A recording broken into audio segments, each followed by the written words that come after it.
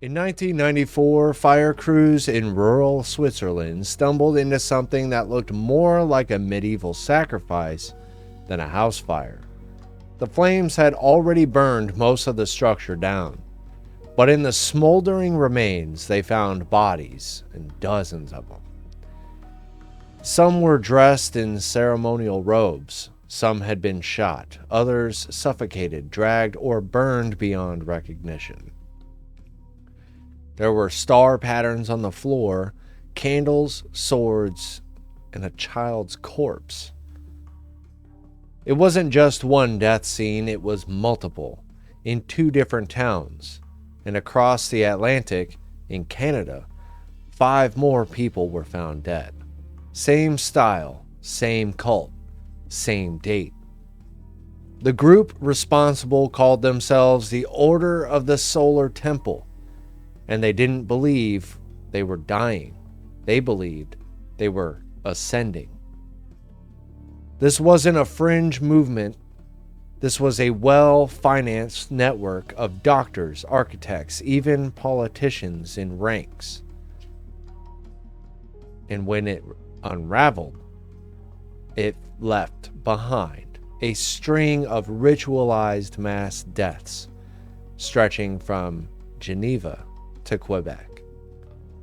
This is the story of one of the most coordinated, disturbing, and quietly forgotten cults of the 20th century.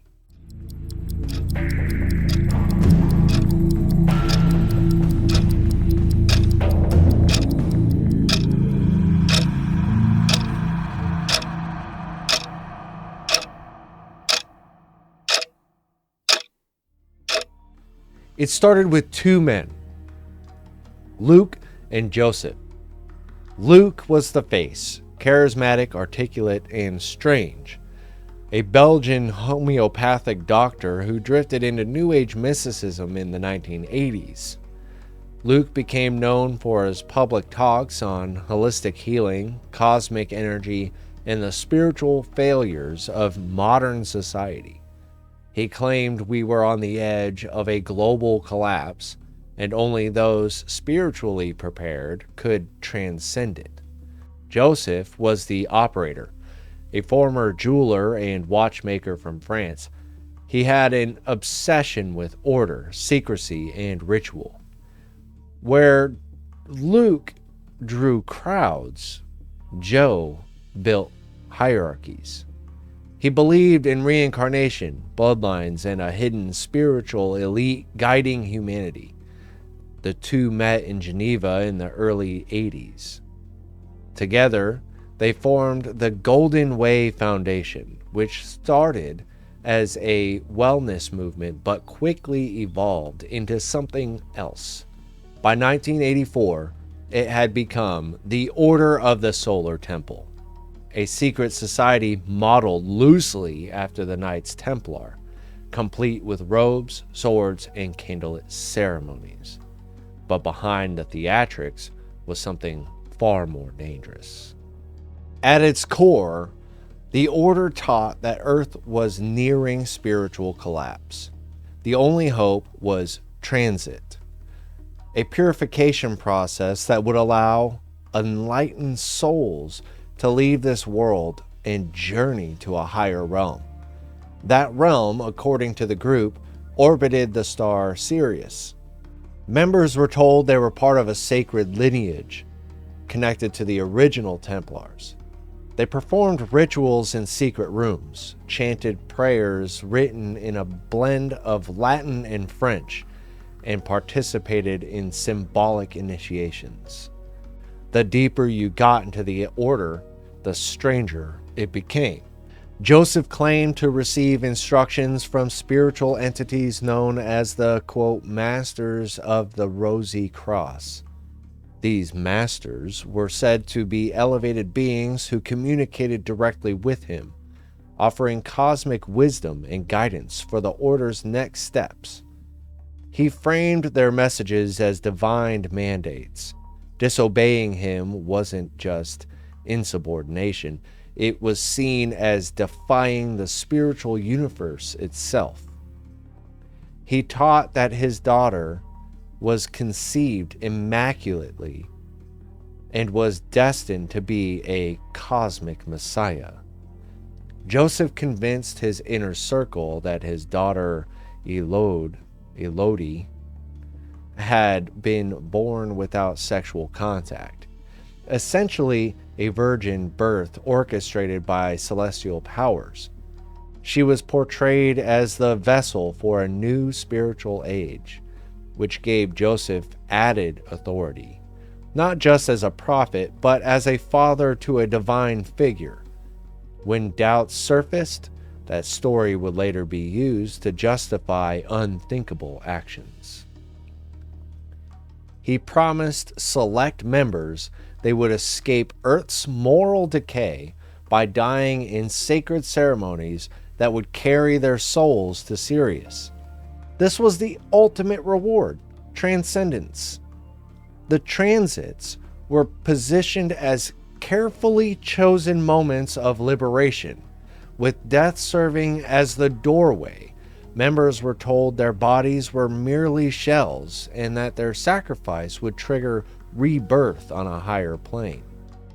It reframed suicide, and even murder, as acts of cosmic duty. For believers, death wasn't an ending, it was a promotion. Again, there's patterns here. Despite the bizarre theology, the order attracted highly educated people. Its membership included lawyers, engineers, civil servants, and even a few aristocrats. There were branches in Switzerland, France, and Canada. Many joined seeking spiritual meaning. Others were drawn to the exclusivity, the sense that they were part of a cosmic elite. But once inside, things changed. There were tiers. Outer members were kept in the dark about the group's ultimate goals. Inner circle members were groomed through staged miracles. Candles lighting themselves, glowing symbols, and sudden apparitions. These divine experiences were actually stagecraft, hidden wires, special effects, Joseph's sleight of hand. The deception worked. Members believed. They also paid large initiation fees, property transfers, donations masked as spiritual offerings. Some signed over life insurance policies to the order. Others emptied bank accounts. The group amassed millions. Joseph controlled it all, and anyone who questioned him was accused of spiritual corruption. Patterns, people. By 1993, the order was fracturing. Members were defecting, asking difficult questions, or expressing disillusionment with Joseph's leadership. Some even accused him of manipulating the group for personal gain, financially and spiritually. Joseph took it as a sign. He claimed the spiritual balance had been disrupted and that the order had become contaminated. The only way to restore it was through a great cleansing, a transition, a transit, if you will. On the night of October 4th, 1994, the first coordinated mass deaths took place. In Cheiry, Switzerland, police discovered a makeshift ritual chamber inside a farmhouse beneath a trap door in a barn. 23 bodies were found arranged in a starburst pattern, symbolizing Sirius. Many had been heavily sedated before being shot in the head at close range. Others had plastic bags tied over their heads and showed signs of restraint. They weren't suicides. They were executions. Some had written farewell letters in advance. Others never got the chance. Most were dressed in ceremonial robes. The room was filled with charred remains of candles, fire accelerants, and ritual objects, swords, chalices, printed verses. It was like a stage built for cosmic theater. Simultaneously, in Granges-sur-Salvan, 25 more people died in a similar fire. Their bodies were discovered in a 3-story chalet owned by a prominent cult member. Several were found in an underground chapel, positioned deliberately. Autopsies showed they had been drugged with a cocktail of barbiturates and painkillers before being set ablaze. Some were already dead when the fire started, others burned alive. Joseph and Luke were among the dead, along with Joseph's wife, son, daughter, the so-called cosmic child, and Elodie's infant son. The baby had been stabbed repeatedly with a wooden stake.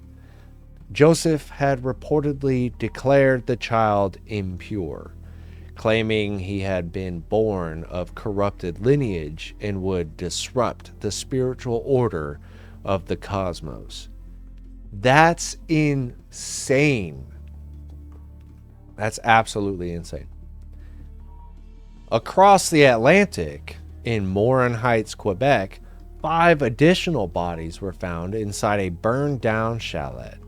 Canadian police confirmed the deaths were synchronized with the Swiss. Fires, rituals, farewell letters, same signature. In total, 53 people died in less than 24 hours, across 2 countries on 2 continents. Some people believed they were ascending. Others were murdered before they had the chance to reconsider. From a recovered note, quote, "We are not committing suicide, but going on a voyage to Sirius. This is not an end, it is the beginning." Just over a year later, the order reemerged in flames once again.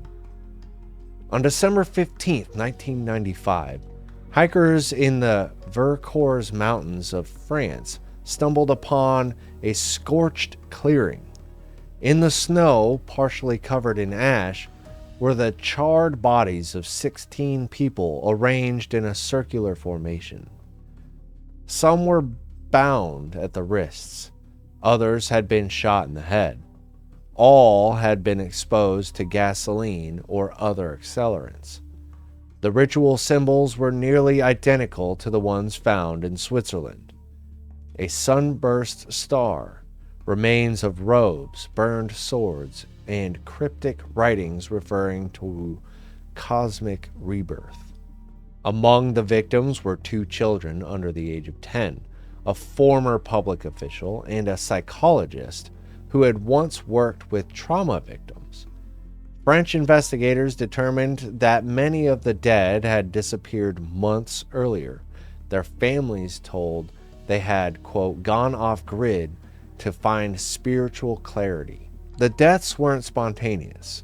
Some of the bodies were decomposed before the fire was set, indicating they had been held or killed earlier, then positioned post-mortem for the ceremony. Others had been alive when the blaze began. One letter left behind read, "The passage must continue. The masters wait. The signal has come." What struck investigators was the level of precision. Fuel had been distributed evenly. Timers were found nearby. The group had hiked deep into remote woods to avoid early detection. Despite the deaths of their founders, the order's internal belief system had survived.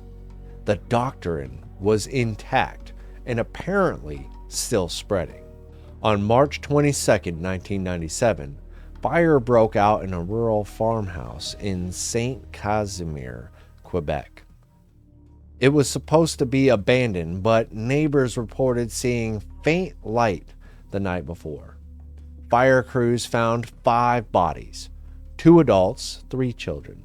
scorched beyond recognition in the rubble. The adults were identified as longtime cult loyalists. One had been a competitive athlete, the other a known administrator in the Canadian Solar Temple Network. They had been living quietly under new names since the earlier events.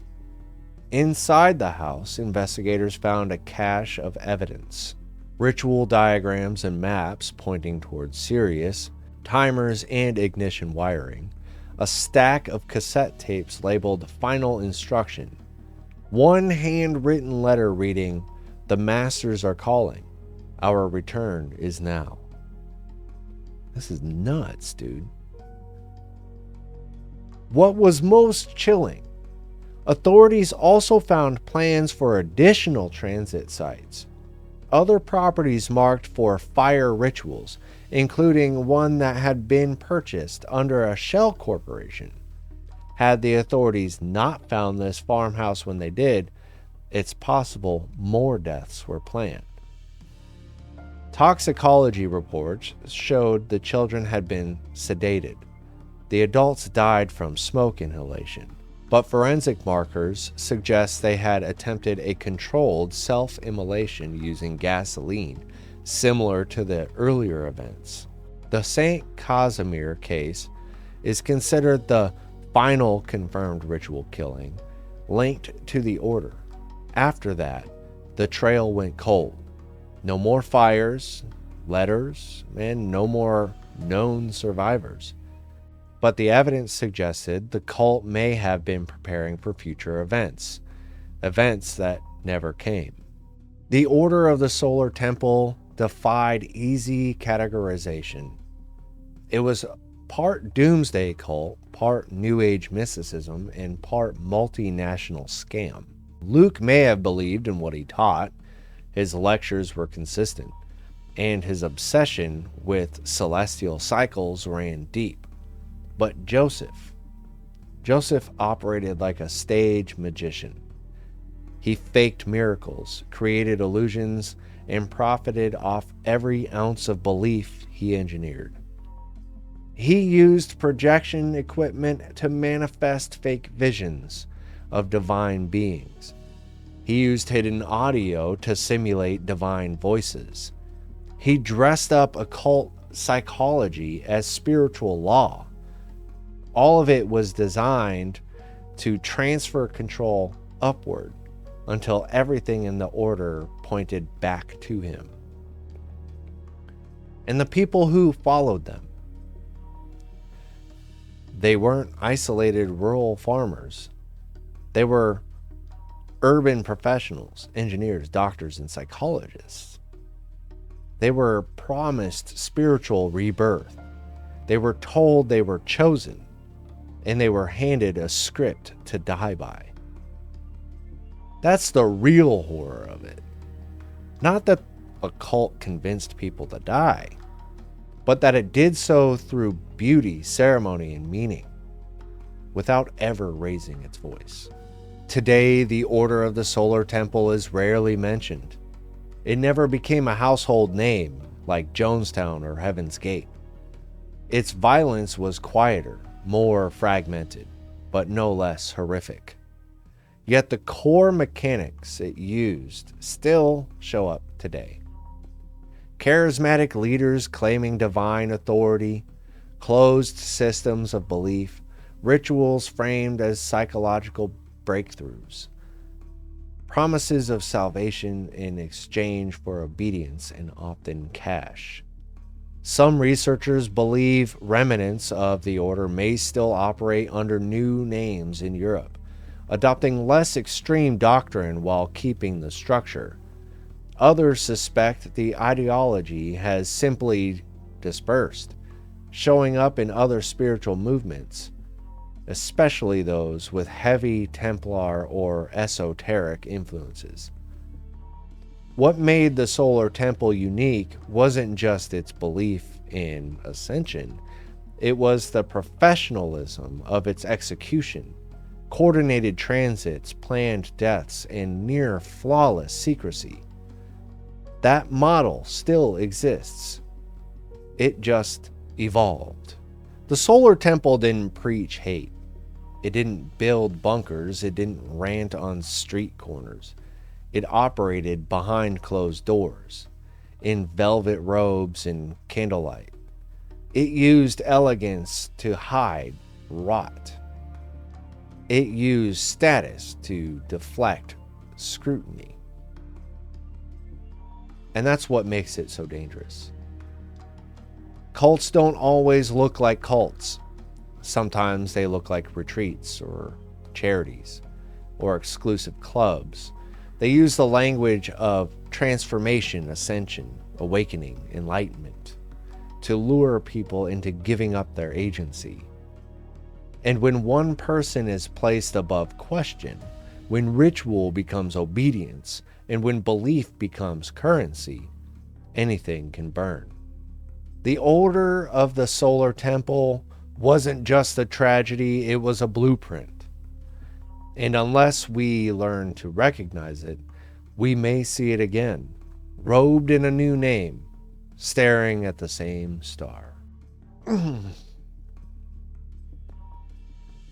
I guess at the end of the day, when you really think about it, a lot of cults can come out of seemingly nowhere and can totally, I feel like in some cases it can be political, it can be spiritual, it can be